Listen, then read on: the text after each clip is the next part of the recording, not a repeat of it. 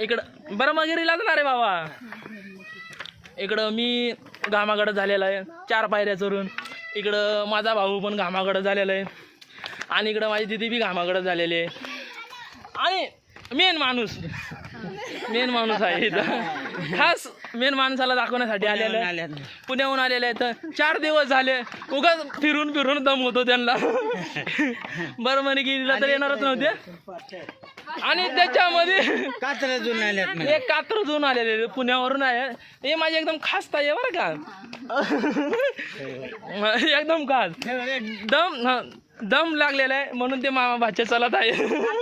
काठी घेऊन मला 20 रुपये भाडा द्यावा लागला. 20 नाही 30 रुपये. पण मी काठी घेतलेली आहे. आणि इकडं माझी खास ताई आहे. 2च पायऱ्या चालली दमून गेली.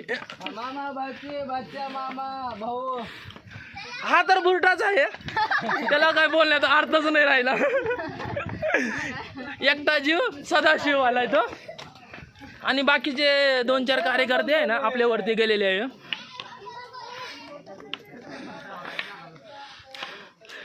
चुकोर ये तुम्हाला दाखवतो रे.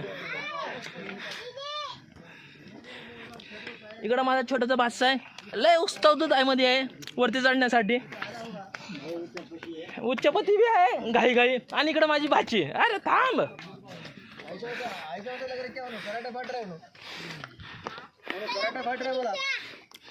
थांब जरा. इकडं बघू शकता माझी भाची पुण्याहून आलेली आहे. आता चालू आहे बरमगिरीला. आणि पुढं थांबलेले आहेत आपले बंधू, मोठे बंधू खास. मी तर घामाघडच झालो बघा.